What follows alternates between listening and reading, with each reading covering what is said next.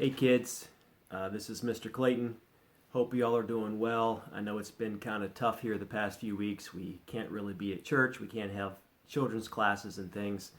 So I wanted to take a few minutes here and get a video out to you. We're going to get some more out to you until we can get back together as a group. Hopefully this will help to break up the monotony of your day. Just take a few minutes here to look at a story. Most of you know that this coming Sunday is what we've referred to as Palm Sunday. So what we'd like to do today is just kind of go through that story, and I have some thoughts about that story that I want to share with you.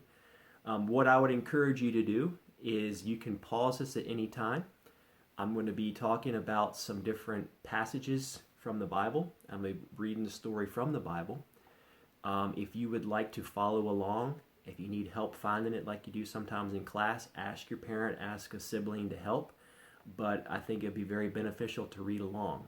So before I actually get into the story of Palm Sunday, I thought it would be good to talk about the context. Because the story of Palm Sunday is actually the end of Jesus' journey to Jerusalem. So you might wonder, well, where in the world did it start?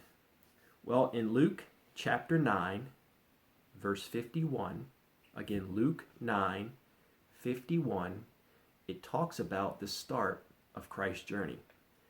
And so that passage says, when the days drew near for him to be taken up, he set his face to go to Jerusalem. And he sent messengers ahead of him, who went and entered a village of the Samaritans, to make preparations for him. But the people did not receive him, because his face was set towards Jerusalem. And when his disciples James and John saw it, they said, Lord, do you want us to tell fire to come down from heaven and consume them? But he turned and rebuked them, and they went on to another village. So that is the point when Jesus turns and heads to Jerusalem. Now, we'll talk about this in another video very soon, but Jerusalem is the place where Christ was crucified. So I did a little bit of research to find out, well, how far was it? What was the journey like from Jericho or Samaria to Jerusalem, where Jesus was, to where he went? And it was very interesting because it's about 20 miles, and it's a very steep terrain. It's about 4,000 feet in elevation change. So think about one of the bigger mountains. If you've ever been out to Western Virginia and you look off in the distance and you see some of those tall mountains, that's probably about that 4,000 or so foot measurement, just to give you reference. Very rocky, very hot, very dry. So I thought about that, and I thought, Jesus went through all that journey, just was a physical bear, knowing that the place he was going, the people were going to kill him. So I know that I would have a very hard time doing that. And I'm sure you would too. So that's one of the first things I want you to think about as we read this story, is Jesus went through just physical struggle just getting to Jerusalem. Because back in that day, they didn't have cars. They just had sandals in their feet to get to where they were going. So let's fast forward to the story that we're talking about today, the story of Palm Sunday, and that is found in Luke chapter 19, verse 28. And we're actually going to go all the way to verse 44 today. So again, Luke 19, verse 28 is where we're going to start. And when he had said these things, he went on ahead, going up to Jerusalem. When he drew near to Bethpage and Bethany, at the mount that is called Olivet, he sent two of his disciples, saying, Go into the village in front of you, where on entering you will find a colt tied, and on which no one has ever sat. Untie it and bring it here. If anyone asks you, Why are you untying it? You shall say this, The Lord has need of it. So those who were sent went away and found it just as he had told them. And they were untying the colt. As they were untying the colt, its owner said to them, Why are you untying the colt? And they said, The Lord has need of it. And they brought it to Jesus, and throwing their cloaks on the colt, they set Jesus on it. And as he rode along, they spread their cloaks on the road. As he was drawing near, already on the way down the Mount of Olives, the whole multitude of his disciples began to rejoice and praise God with a loud voice for all the mighty works that they had seen. So I'm going to stop right there for a second, because what this is telling us is that there was a lot of people that came to see Jesus. Now, we didn't get into it, but from the first passage that I read in Luke chapter 9, his journey to where we are here in Luke chapter 19, Jesus performed a lot of miracles for people. And he did a lot of miraculous signs. And all of these people probably heard about this or saw it and wanted to come see who this Jesus was.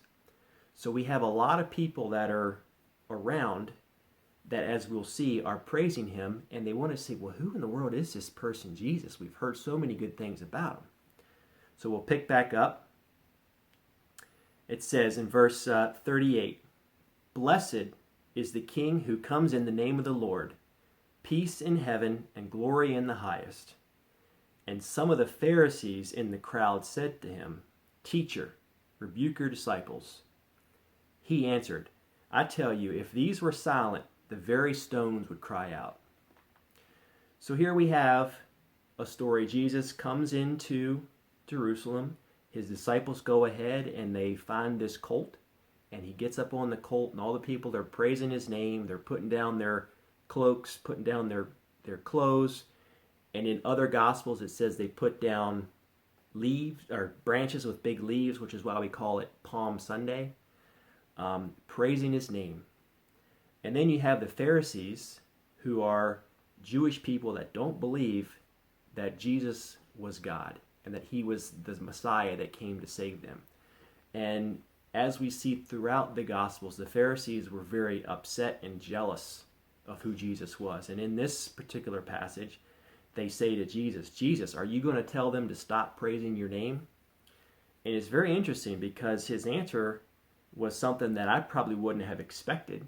He answered, "I tell you, if these were silent, the very stones would cry out."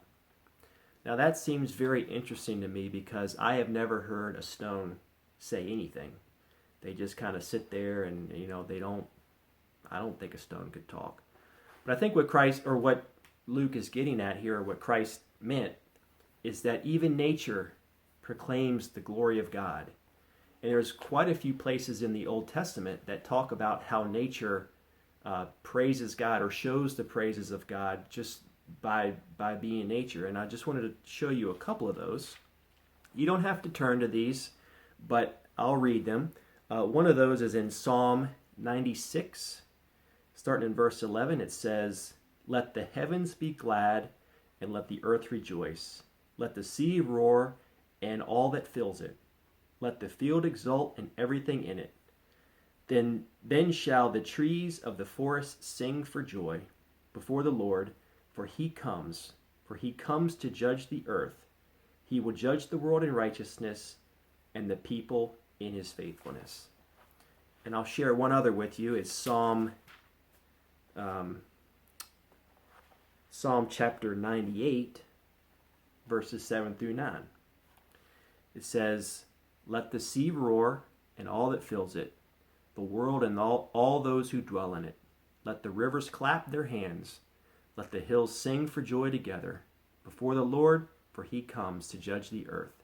For he will judge the world with righteousness and the peoples with equity." So, just an interesting little fact there about, what that may mean when Christ says that the stones would cry out. So, that's kind of the end of that section there where Christ comes in. And the next section is very interesting because here you have a story of all these people praising God, and he basically just says, hey, if you tell them to be quiet, the stones are going to rejoice my name, or they're going to give praise to my name. The next section is also very interesting, and it's a lot of times overlooked when you talk about Palm Sunday, so we wanted to make sure that we also went through this as well. So I'm going to pick up in verse 41. Again, this is Luke 19, verse 41. And the title of this section says, "Jesus weeps over Jerusalem. And when he drew near and saw the city, he wept over it, saying, would that you, even you, had known on this day the things that make for peace. But now they are hidden from your eyes. For the days will come upon you when your enemies will set up a barricade around you and surround you and hem you in on every side and tear you down to the ground, you and your children within you. And they will not leave one stone upon another in you, because you did not know the time of your visitation. So what I wanted to do is I found a very interesting section about what that means. So what I have here is a different Bible that has some study notes and stuff, and it had a pretty good explanation for the historical context of what that meant. So about 70 years after Christ died, the Roman Empire actually came in and took over Jerusalem. And so I want to read to you what this has to say. It says, this is precisely the method used by Titus when he laid siege to Jerusalem in AD 70. He surrounded the city on April 9th, cutting off all supplies, trapping thousands of people who had been in Jerusalem for the Passover feast of unleavened bread. The Romans systematically built embankments around the city, gradually starving the city's inhabitants. The Romans held the city in this manner through the summer, defeating various sections of the city one by one. The final overthrow of the city occurred in early September. So Jesus, while he was fully God, he was also fully man. And he sat there, again, all these people are praising his name. He went to the city because he knew God had sent him there to die for our sins. He sat there and listened to the Pharisees and other people who didn't believe in him reject him. And then he sat there and looked at the city that he was about to go into, knowing that it was going to be destroyed by the Romans in about 70 years from the time he was sitting there. But it's interesting because if you take a look at the last verse that I read, it says, and they will not leave one stone upon another in you, because you did not know the time of your visitation. And so when I was looking in the study Bible that I just read out of, it said that the Roman destruction of Jerusalem was because the people that Jesus interacted with, they did not accept him as the Messiah. So in a way, it was kind of a punishment for the people that Jesus came to save, rejecting him. So as you go throughout the rest of your week or whenever you watch this, I just want you to think about everything that I just talked about, because Christ, he didn't really have to do any of this, but he did it because God called him to. And he loves us so much that he would go through all of this for us. And this is kind of the beginning of the Easter story. As we come into Easter season now, we're going to continue to talk about the Easter story and Christ's death and Christ's resurrection and what that means for us.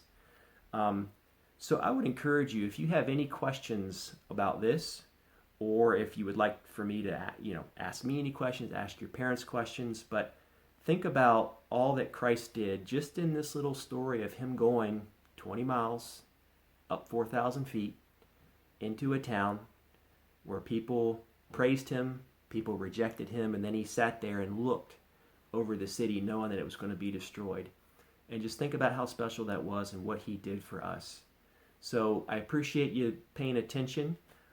Look forward to additional videos as we put them up over the next couple weeks. Hopefully we'll see each other again soon. If you have any questions, ask your parents or ask me. Thank you, and I will see you next time, whenever that is.